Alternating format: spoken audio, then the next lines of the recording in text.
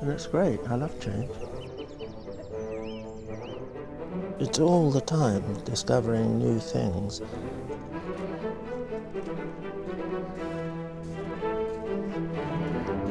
I really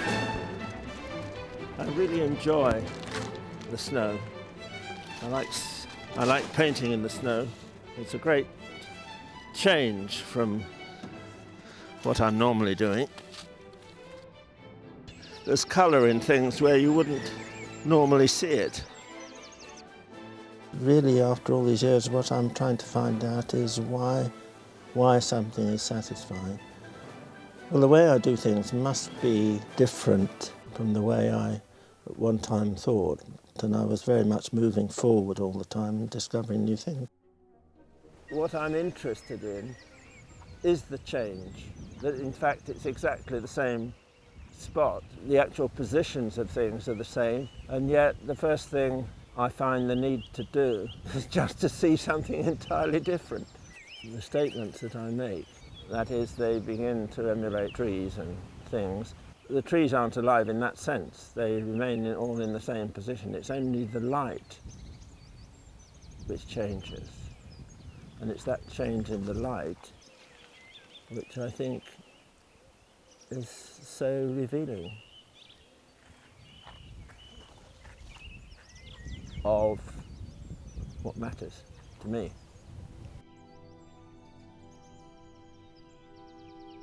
It changes so much, and it's great. I love change.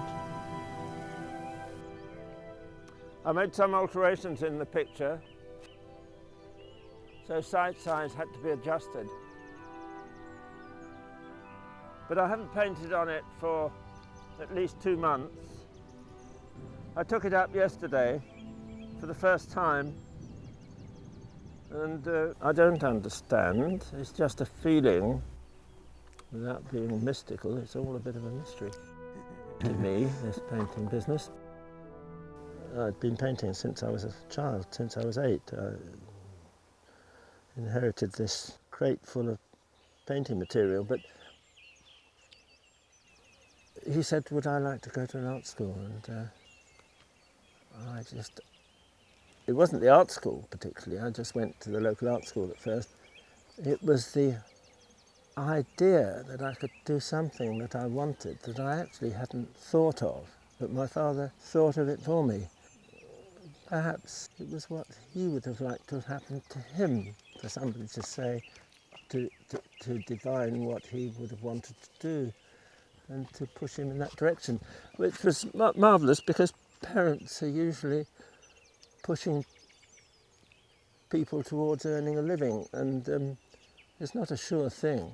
Perhaps in the long run he would have been right anyway, but it's not the sort of choice that most far-seeing parents would make.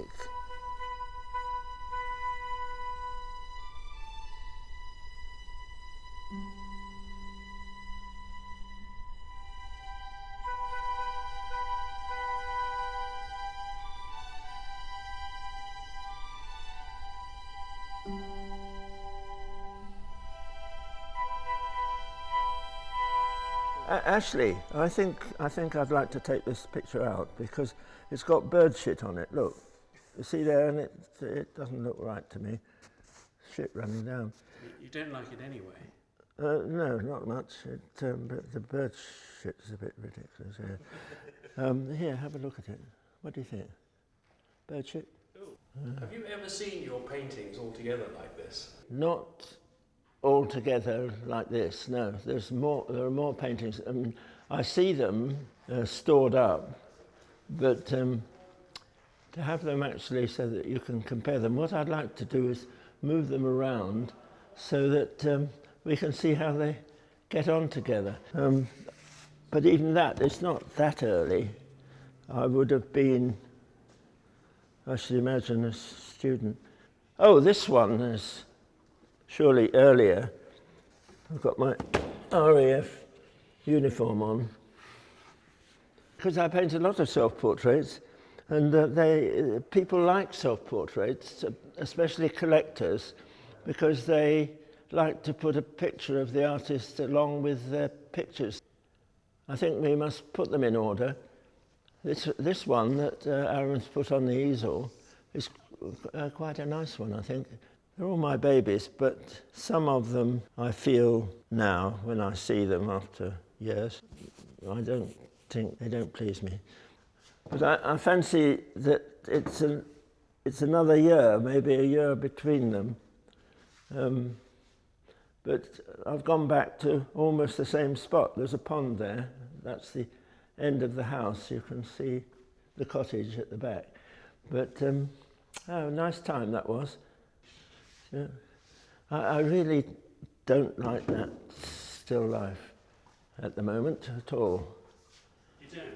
No, I think it looks a bit empty. Taking in new canvases and having another go, and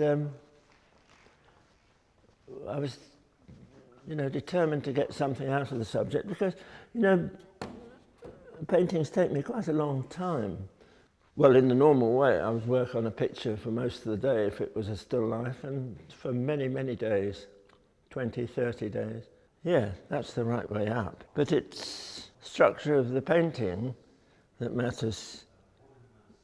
It's a pattern in space, really. More and more, the older I get, the more frustrated I get if I can't work. Well, it's not work, really. Work is something you don't want to do. By definition, to me, work is something you don't want to do, and I don't have much to do with that, so that's fine. But painting can't be work, because it's something I just want to do all the time, so...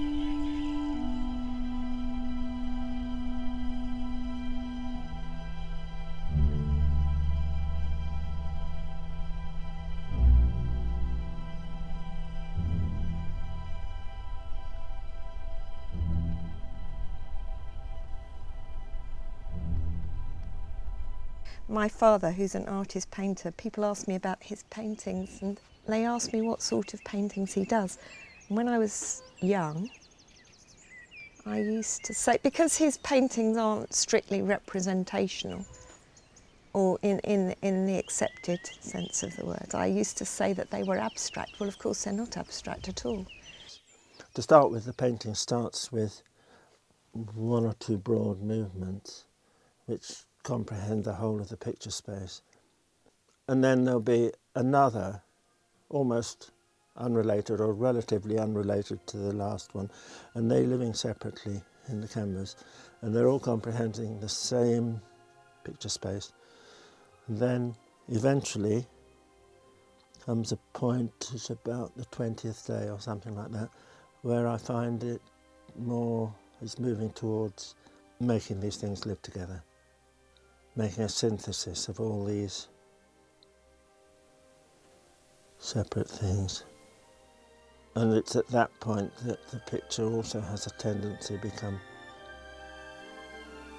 recognisable, more realistic. It's not an effort to make it more realistic, it just does.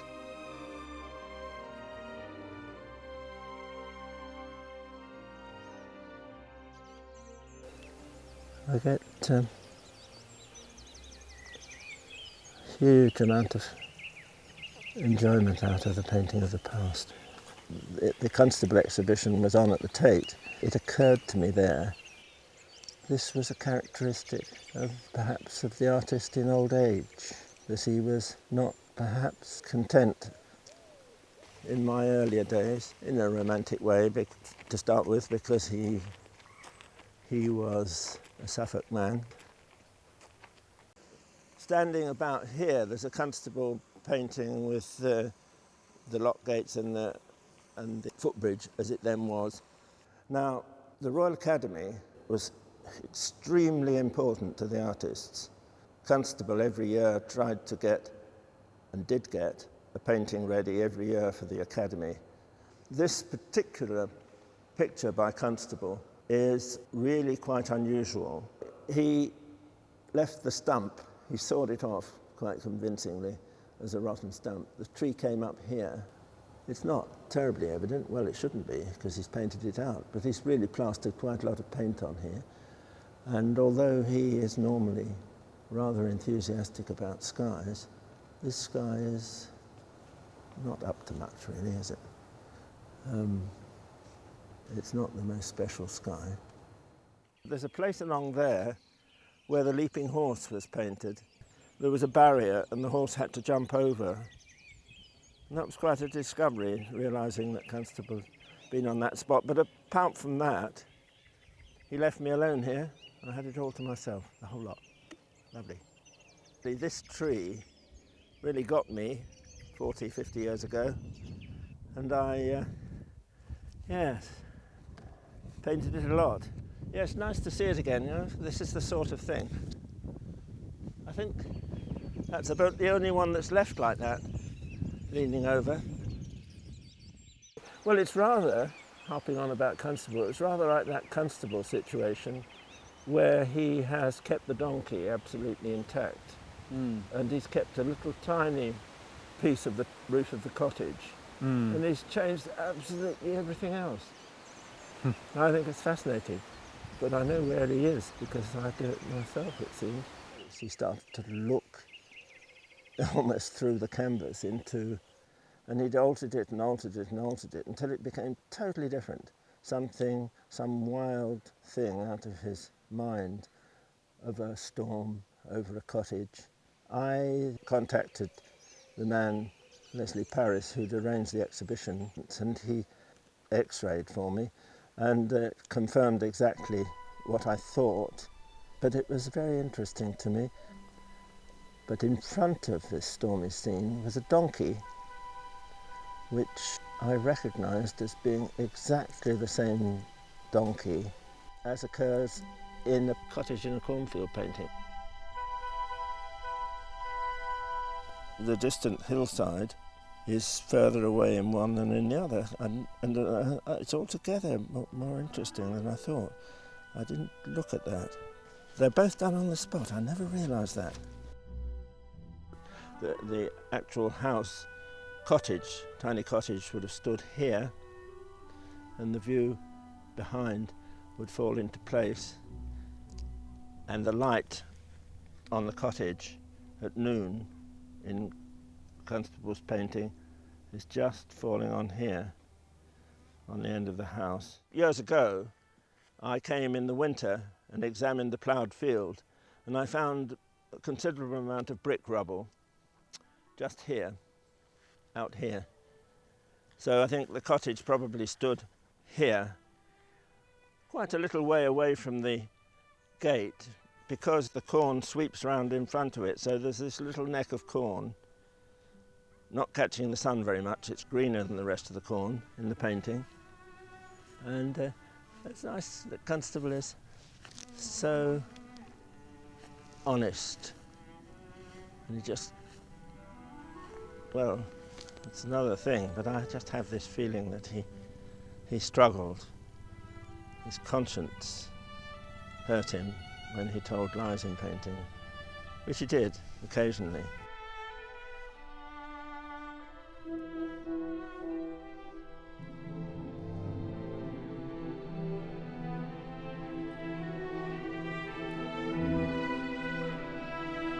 As a boy, Constable would have walked down this lane, Fen Lane, to go to school at Dedham. He'd come down here over the bridge that was there, onto the other side of the river, and then across to Dedham. And he seems to have been very fond of various spots along this lane. Several of his pictures are painted here. Constable habitually painted from as far over here and as far over there, almost a wrap-around view, and could control it. And I found that in my ordinary way of thinking, that's impossible. I couldn't do it. My starting point that, say, Constable can do this, you know, to give us a feeling that we're actually walking amongst the big trees. To be able to paint an angle of vision from here to here would be to him, you know, something that he'd have under control before breakfast. He painted a picture of Wivenhoe Park, and he had difficulties.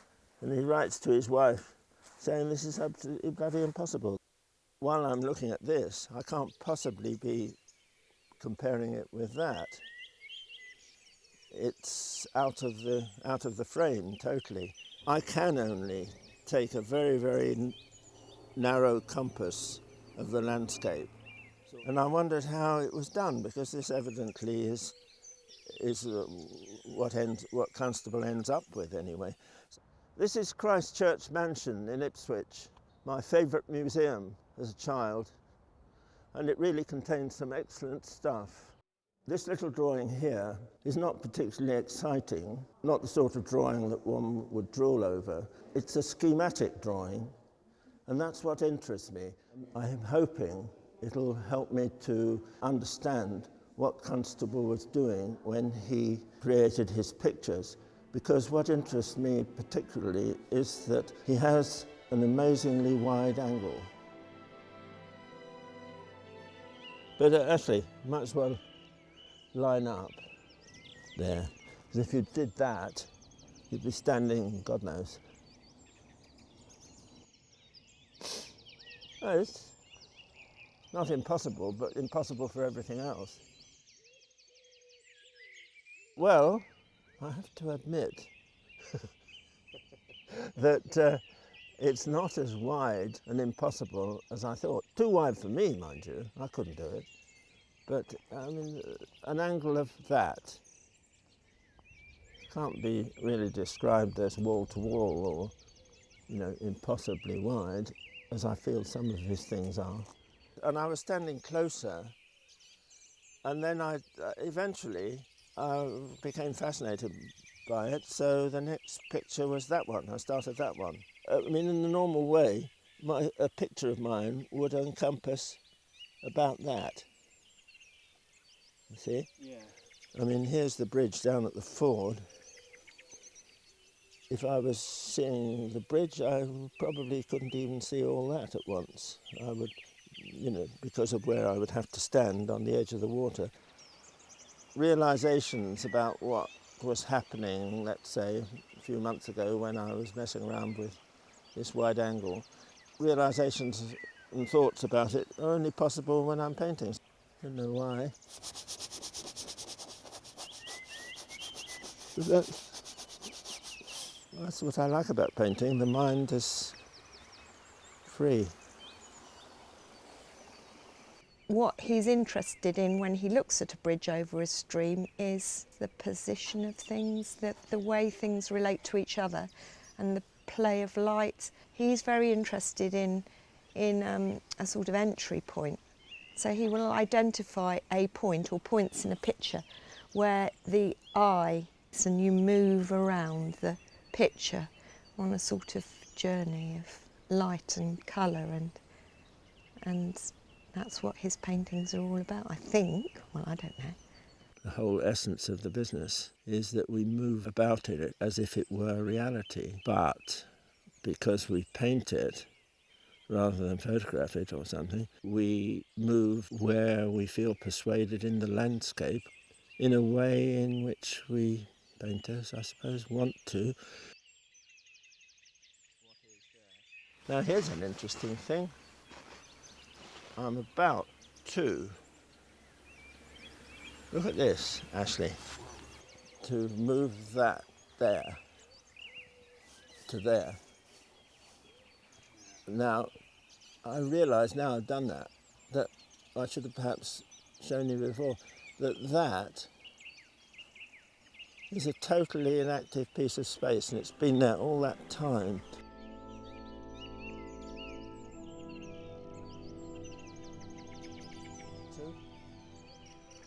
Of this picture, which amazingly is called Treetops. You changed it. Changed it very much from when it was Treetops, yes.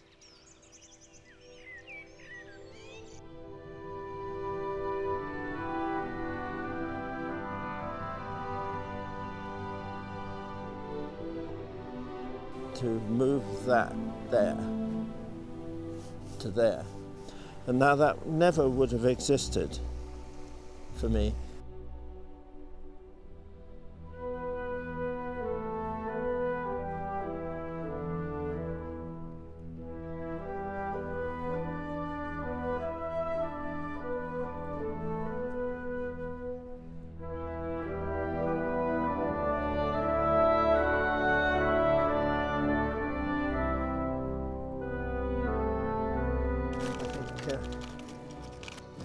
It's rather good. I stand around all day painting, and my legs don't get a lot of attention.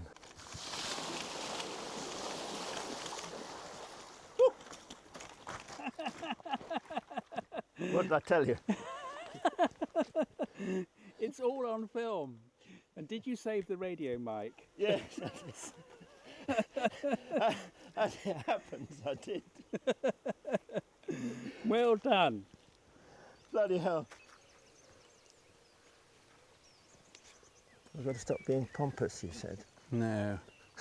No, what's it great pompous? is what you're talking about light, and I've got the sun beaming straight down the lens, and it's sort of blinking with the leaves. Well, what happens? Well, come and have a quick look. Imagine yourself in it. Look, that's the shot, and there's the sun. So you're talking about light. That's nice, isn't it? I think that's pretty good. I mean, it's decidedly what I see. It is what you see. I'll put my head in the way again. Yes. Stand, that's it. No, that's great, because if you stand at like half a head's width, that's it. But stand there, that's right. Yeah. But I can see quite clearly. I mean, it's not quite as considered as you would regard it, but Yeah, well, it's got to be right. The sun was, it was perhaps what, might have been late July. I'll have to look in the book. Even though there's great variety around here, I paint the same subject over and over again.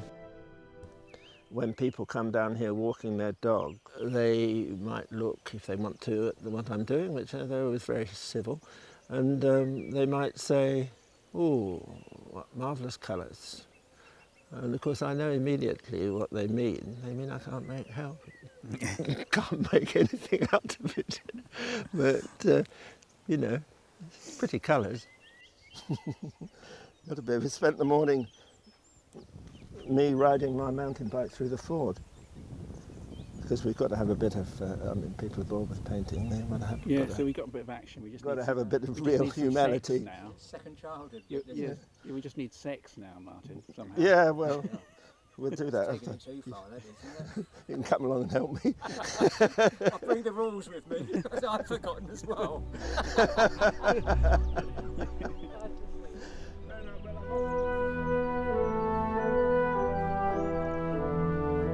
It's nice to see him. Do you know, I thought he was dead. He's had triple high bypasses and things. And what do you think of the idea of doing a bit of portrait every day? Okay. I think it's okay. I think it's probably fine. I'll move all that when I decide where I want to be. Maybe moving the mirror that way, but Well, it would be better look, because then I'd like you to move the thing this way because I don't like that tub. I can't assess it until you're sitting, so okay, don't worry. We'll fix that. like that. Tissue. I'll hold the tissue. It'd be really odd if you never saw me. Yeah. So the way round that is to see me in a mirror. Well, he came to live with Martin and slept on his floor. And every time Martin went home, there was another girl writhing on the floor. And it was because of him, because he was at the Royal College as well. I went to this dance, that's all. This is an old story.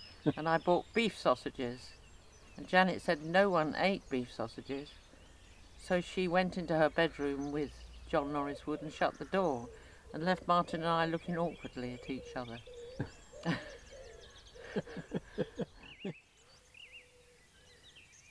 I say, this is great.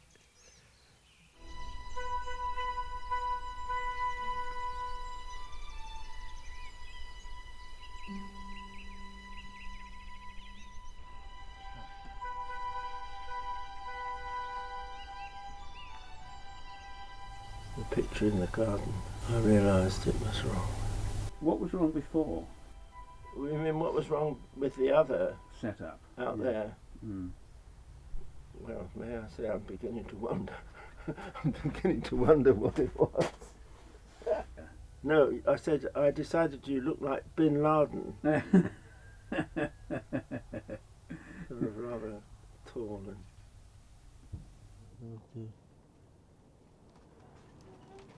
Philippa has come to have her portrait painted. I think she's been coming now for 3 or 4 sittings or more, is it? Well, I think probably about six times. I think otherwise it's all a bit vague. It's a bit haphazard, you know. I like the idea of the sort of travel into there. Do you find it hard, Philippa? Yeah. What? Concentrating. With you looking at me. I find that hard. Really? It's a marvellous thing, I find, painting a portrait.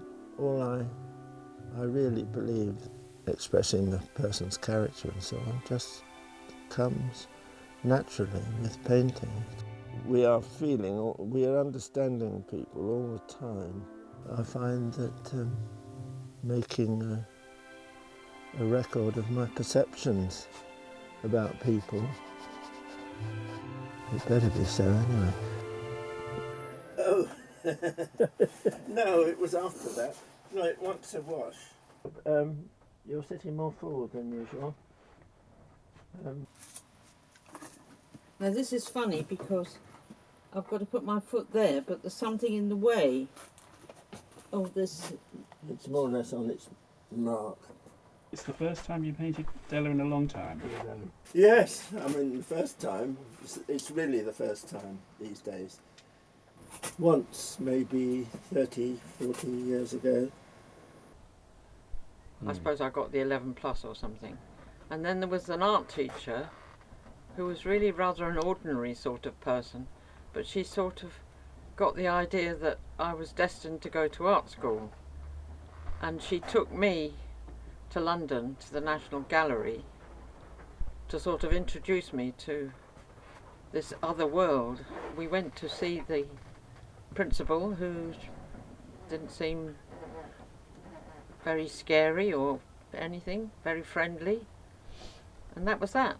So we sort of got in, I suppose. So we went to Goldsmiths. We got a grant then.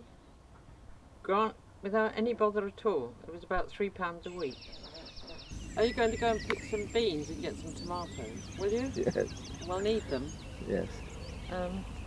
Beans and tomatoes. Cucumber. And there might be a courgette or two. And a cucumber. No, I've got a cucumber. These have grown that much more than those. It's just a question of choosing the right moment to put them in. And they're lovely. See the beautiful, fresh, green growth. Yeah, that's what I like about gardening. I don't know, just seeing the plant that I put in and not the weeds. Weeds are fine, but I didn't put them there, so I like to take them out. And I think without the weeds, things grow much, much better. See, even a little bit of weed like that, before very long, it'll be in competition with the plant. My father was a farmer, and I think I was, from childhood in touch with the land.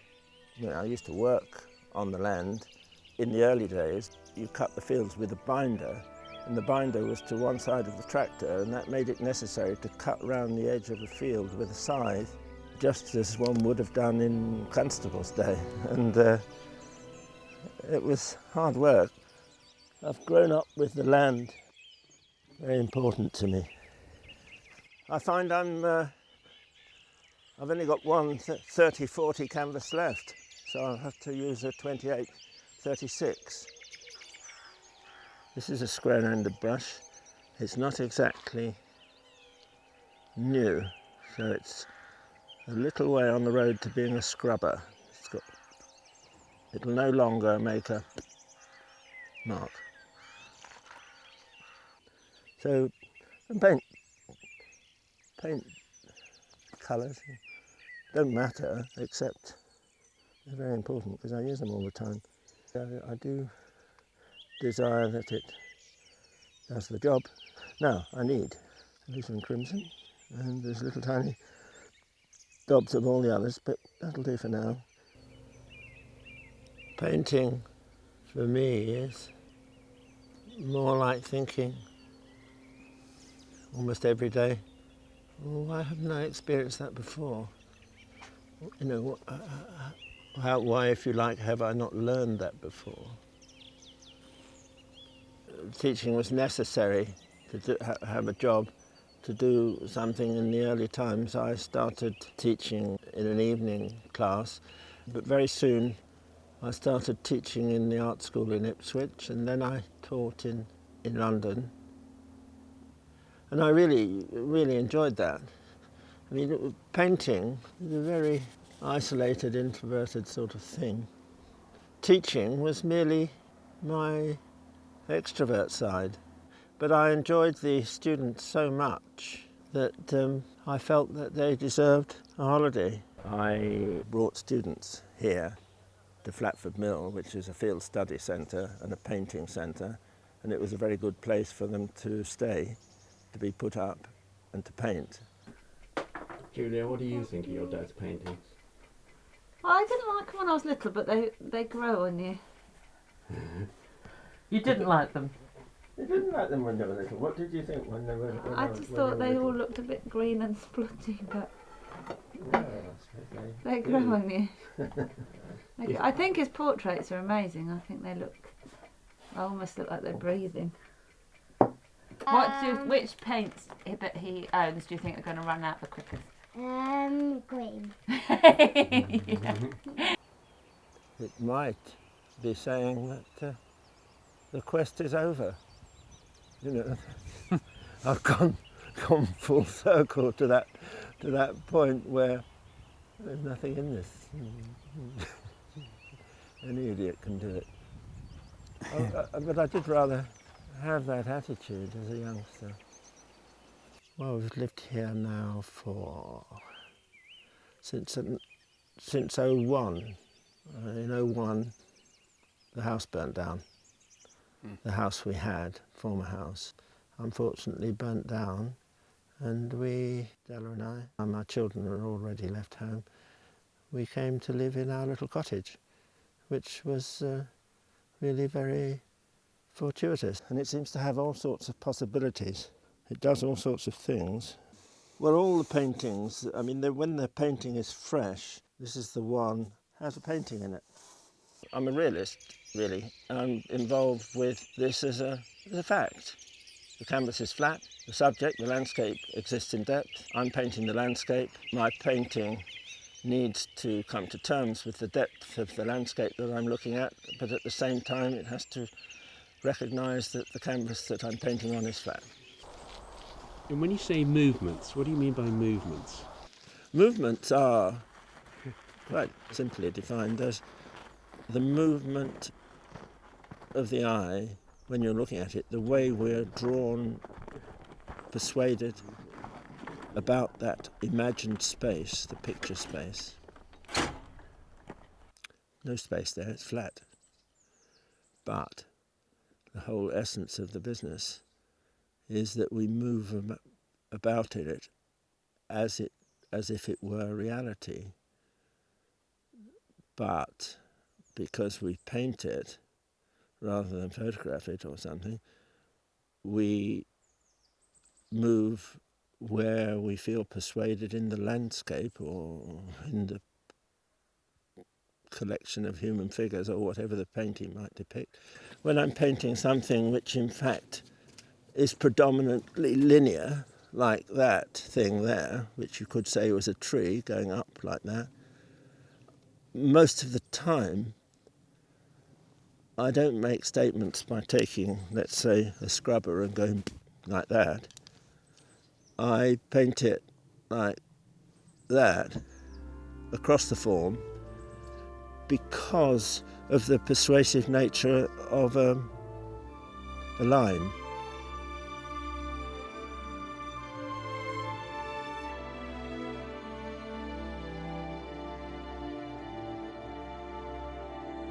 I have to induce that sort of movement of the eye in the canvas that one has when one is looking at space. Otherwise, you're stuck with something which is, to me, totally uninteresting, and that is recognising, saying, oh, this is a sunflower, and that's a leaf, and so on. And leaves usually are stuck to stalks, and there's space behind it, and that must be a tree, and so on, which is, as I put it, just reminding people of what they already know, which is not my interest. What I'm interested in is feeling this space. The world goes on either side of those sunflowers, all the way around to New Zealand and back again. But in painterly terms, what I take there goes on the canvas, and that world is a world in little. It's complete in the sense that we know that that space is only part of overall space. Experiences that exist only in my mind. I see a set of relationships, but they are dependent on material things.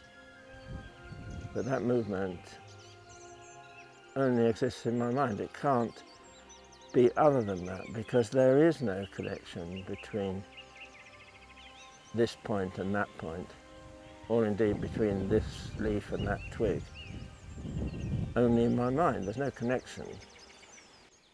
Like being sucked into a washing machine, and we experience the picture space in a sort of cyclic sort of movement going round and round, and then eventually, with luck, we're flung out. Or we're not flung out, we're in there, we get lost. But it's not the desire of that sort of painting to let you go, like a classical painting. Classical painting is much more human, much more safe. So this painting is just an example of part of his early life, really. Turner, for me, is a person who's never painted a bad picture. He's just absolutely incredible. It's got all the necessary things for a picture. Although it's very dark, it actually has rather beautiful colour in it. You move in, just a hint of a distant something or other there. And these tiny trickles of water are all quite significant. There are some figures here.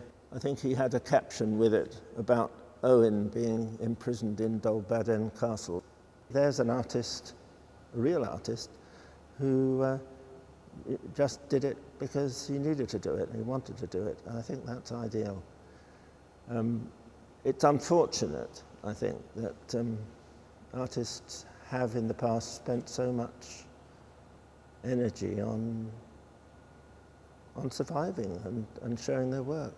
The history of painting as if Cézanne didn't exist would be impossible. I mean, he's a huge, huge force.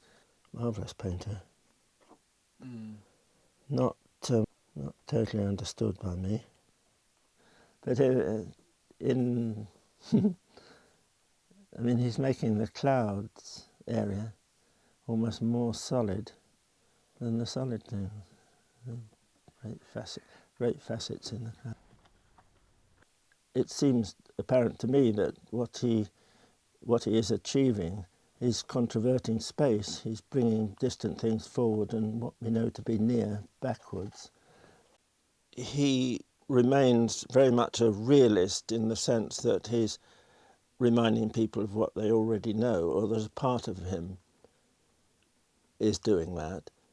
But as a painter, I think he's not bothered about that, and recognising this, he enjoys the interplay between the sort of realism, which is, if it is realism at all, reminding us of what we already know, and realism through painting, which is, well, as I would see it, sort of thinking only about patterns in space and relationships which only really exist in the painter's mind. A lot of it must have been a reaction to photography, because photography was a threat to painters, or they saw it as a threat. One of his supposed saying was, "A knowledge of one's own strength makes a man modest." Well, there's a whole mixture there, isn't there?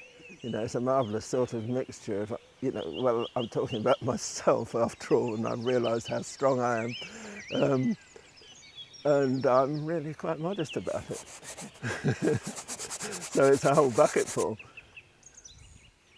I was so lucky. I had this Del Banco to act on my behalf, and he totally understood what I was and how I felt. So although he was a gallery owner, I didn't have anything to do with the gallery.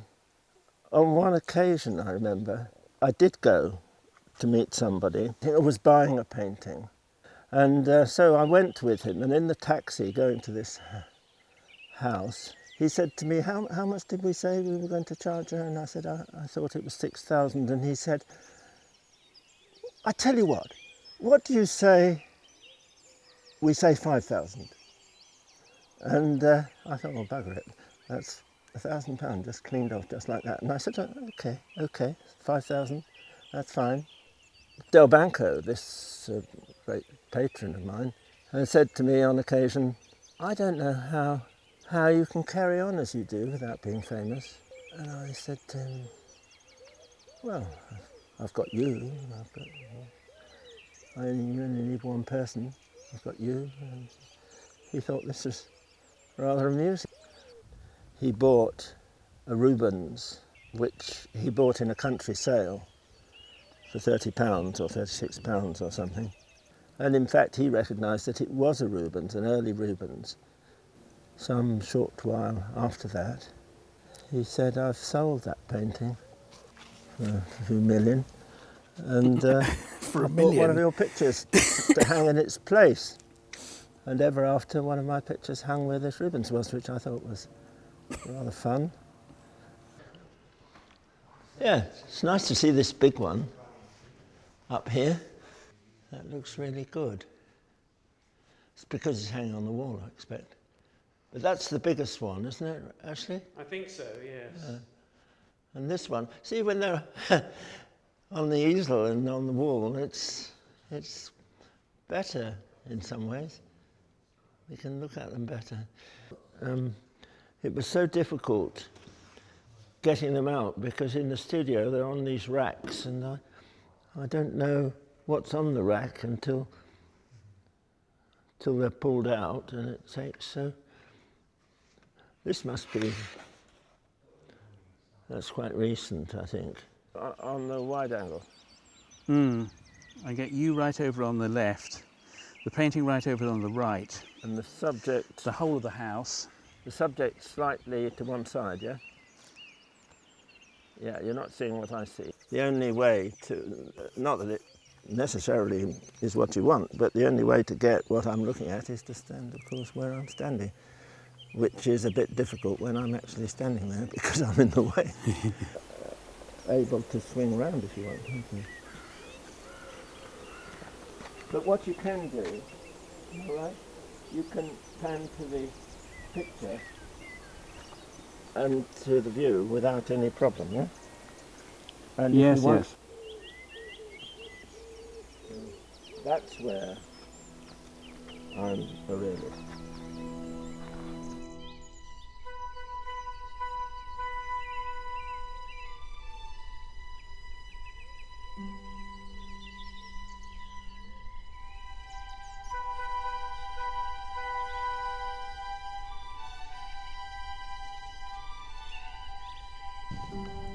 So we'll keep away from the edge. Okay, well, let me get ahead of you.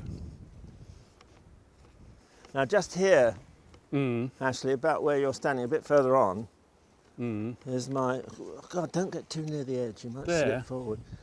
No, a bit further up is where I was trying to get ahead of you. My favoured spot for seeing this bend, but of course it's totally different. Later on in the year, it's a different thing altogether. This bend of the river, I like very much.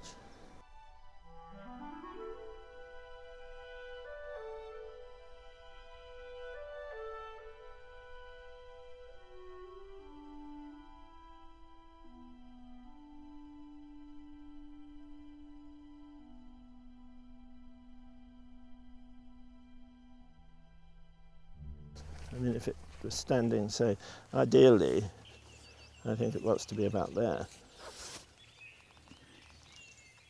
Can you get a full frame of that? This is new mud. There's no mud in the picture at all. The mud was on the ground, in fact, because it's been raining like hell. Interesting bit of trickle, if you'd like to see it. We'll have to put it round here. Is that too close? No. There's a real wash down there. The pictures all go on the computer, which is very, very valuable to me. Every day, at about lunchtime, I photograph all the work I've done since the lunchtime before. I can see the direction of the growth in the process of the painting. And I've been doing it for some years, and I now find it to be quite helpful, quite reassuring. Things often go backwards a bit, and that's very evident on the sequence of frames on the computer. That's just one frame a day representing the day's work. So I've always been a part of, or paintings have always been a part of my life. And I never remember anything else. And he's always smelt of oil paint all my life. That's the smell of my dad, is the smell of oil paint. I really like his paintings at the moment. I've liked his paintings this decade, really. I think that he's got to a good place.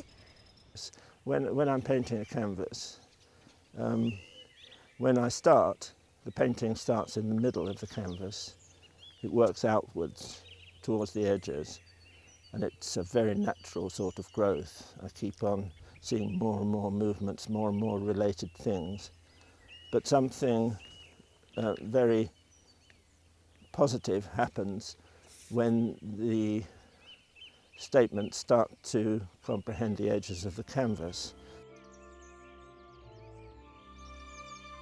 You know, if I can't look at something enough to feel it's important, then it's not worth doing, not worth painting. I mean, not worth making a statement about. When I'm doing something, it's the whole world.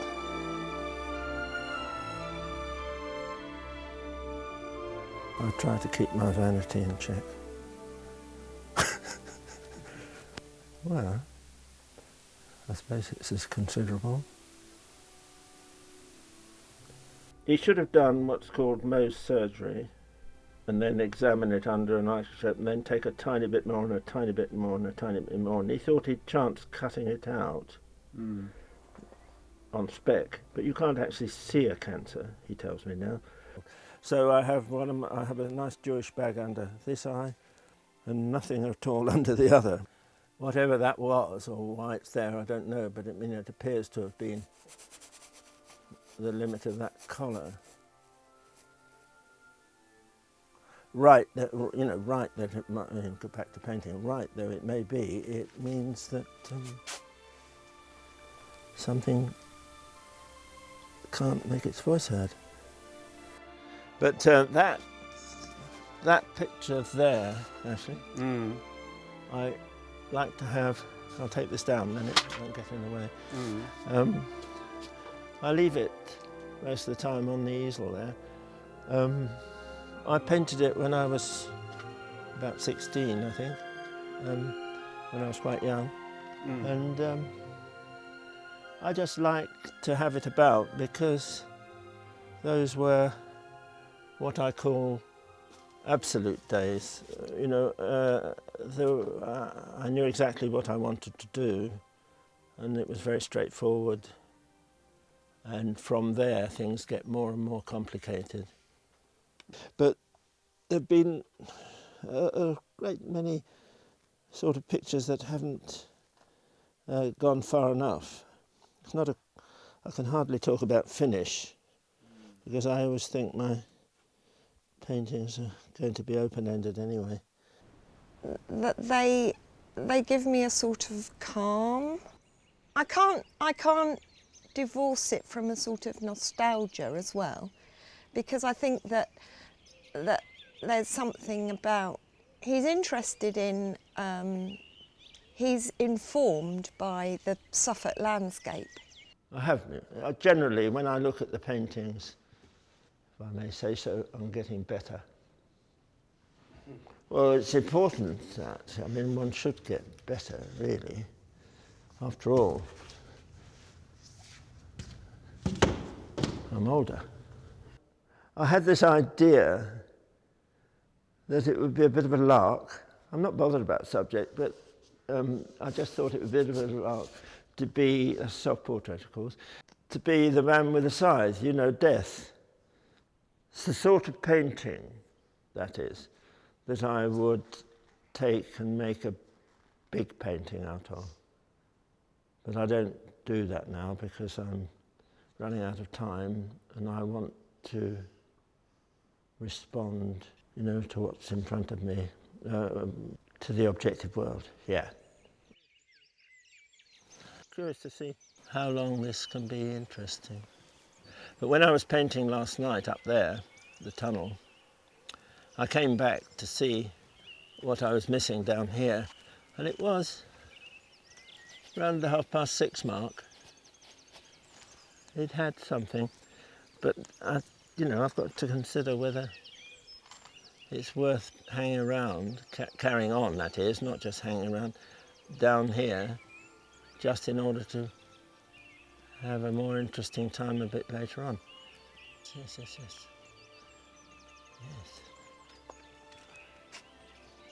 It's all the time a question of enjoying it, and enjoying it is stating my preferences, and the preferences are determined by what I call the needs of the canvas. I don't want to be here tomorrow. I want to be with a new experience. And since I have spent my life with a new experience like that, it seems to be qualified. I feel I'm essentially the same painter that I was when I was 9 or 15.